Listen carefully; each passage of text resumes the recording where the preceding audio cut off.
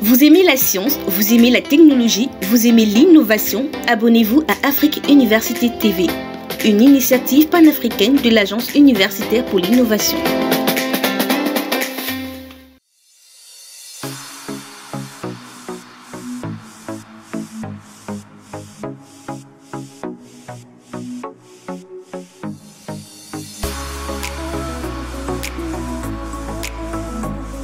Elle s'appelle Ida Koudjou. Cette Camerounaise défend à longueur de posts sur les réseaux sociaux son identité africaine et surtout la nécessité de penser une université qui s'appuie sur les cultures du continent.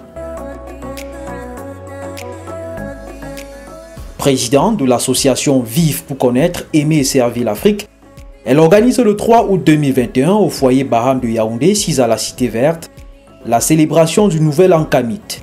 Et elle le fait pour la première fois.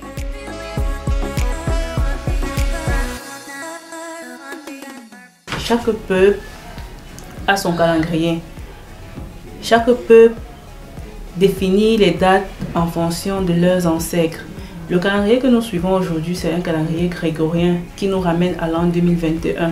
Mais nos ancêtres, bien avant, ont existé des millions d'années avant ce calendrier. Et eux aussi, ils comptaient les dates. Alors, le nouvel an kamite, tout simplement, c'est pour dire aux Africains que nous avons aussi notre propre calendrier qui n'a rien à voir avec le calendrier que le système nous propose actuellement. Le calendrier du nouvel an kamite en fait nous renvoie à l'an 6258 et c'est ce que nous célébrons le 3 août. L'idée de Ida Koudjou, c'est de réussir à inculquer aux Africains le fait que la célébration la plus importante pour le continent doit être l'an kamite.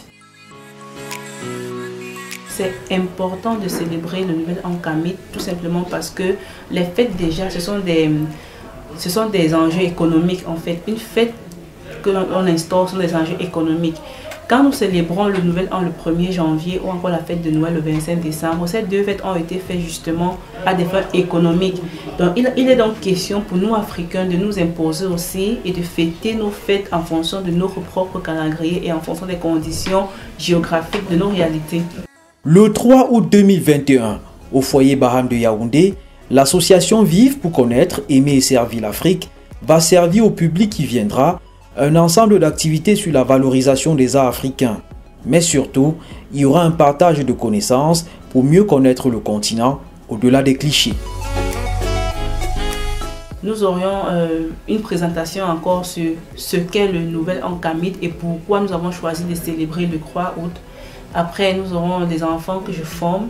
Ils vont présenter en quelque sorte ce qu'ils font, ce que nous faisons ensemble. Les chants, les récitations, les danses, également des pièces de théâtre, tout dans un contexte africain. Parce que nous sommes dans une optique où nous voulons que les enfants grandissent en sachant qu'ils sont africains pour éviter toutes les déviances que nous avons aujourd'hui dans la société. Quand un enfant a cette fierté d'être africain, il ne peut pas facilement s'égarer. Nous les parlons naturellement d'aimer leur peau noire, car la peau noire en fait est sacrée. C'est ça qui crée le caractère divin chez l'être humain. Quand on la décrit déjà, on ne peut pas se réaliser en tant qu'humain. Nous avons également les cheveux. Le cheveu africain est spirituel. Nous apprenons tout ceci à nos enfants. Certaines personnes vont dire que ce sont juste que c'est pas important, c'est la science. Oui, c'est la science qui développe un pays. Mais pour être un scientifique digne de ce nom, il faut d'abord s'accepter en tant que soi.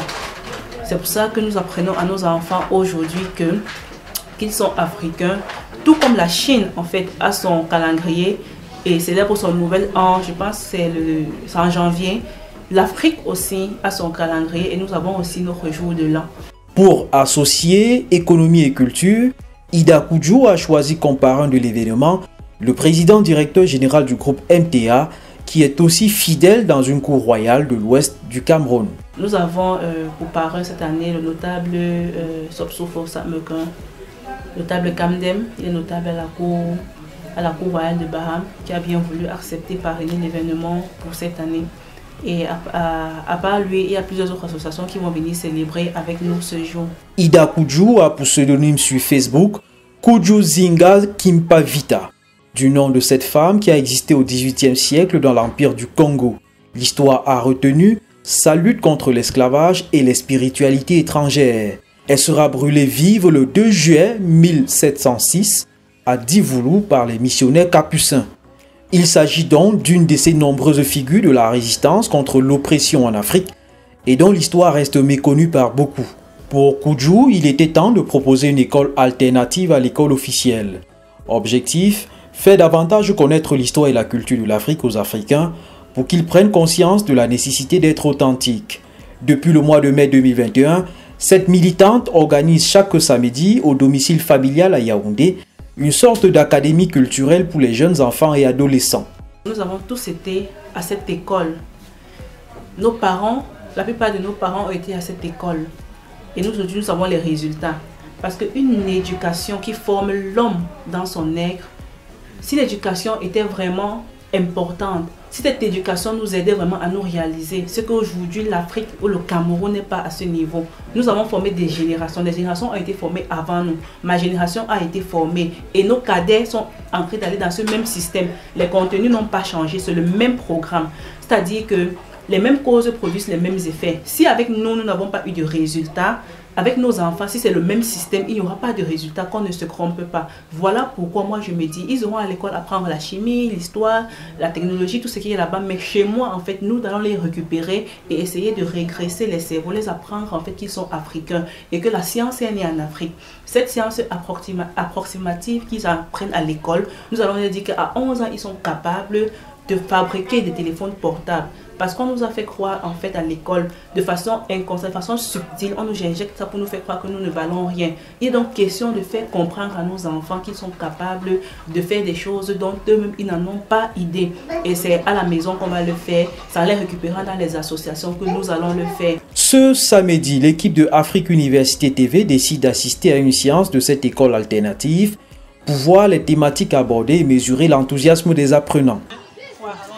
Je suis africaine, j'aime l'Afrique, j'aime la terre de mes ancêtres, j'aime cette terre qui m'a vu naître et qui m'a fait grâce. Quand je serai grande, je vais travailler pour l'Afrique, pour ma terre et pour ma. Merci. Un bravo pour nous, mais encore. Qui peut réciter seul? J'ai retenu que les trois valeurs que partageaient nos ancêtres sont le partage, la justice et la paix. J'ai retenu les trois noms de l'Afrique qui vous dire aussi Kama, Kemet, Kachopa. J'ai aussi appris à réciter. J'ai retenu que nos ancêtres se sont regroupés pour construire le premier royaume de l'histoire de l'humanité qui s'appelait la Libye. Depuis que je suis venue pour apprendre l'Afrique, j'ai retenu qu'un est un groupe de personnes liées par le sang.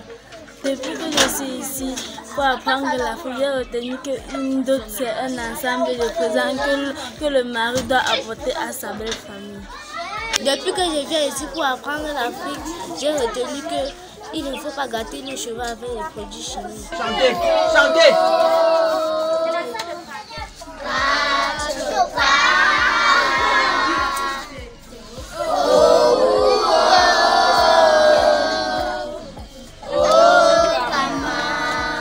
Pour la maîtresse des lieux, le bilan à ce jour est satisfaisant. Après 4 samedis, je suis allée rencontrer les parents des enfants avec qui je travaille et je n'ai eu que des avis positifs.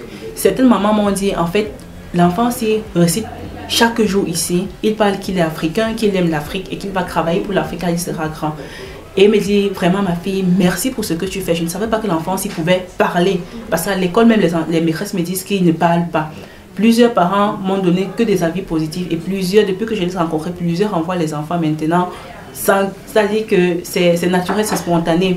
Une autre maman m'a dit, nous sommes défrisés les cheveux parce que nous ne savons pas qu'à côté il y avait des produits pour entretenir nos cheveux naturels et les rendre jolis. Alors si ma fille de 11 ans apprend aujourd'hui qu'elle peut utiliser l'avocat, le beurre de karité, le baobab, le foléré que nous avons pour nourrir ses cheveux, pour moi c'est une grande bénédiction, c'est une grande joie pour moi. Oui, elle me l'a dit. Et certaines personnes aussi, même pour le décapage de la peau, les enfants le font parce que les critères de beauté dans nos sociétés, on a voulu que ce soit la femme brune qui est belle, la femme brune aux cheveux lisses qui soit belle. Il faut déconstruire ça.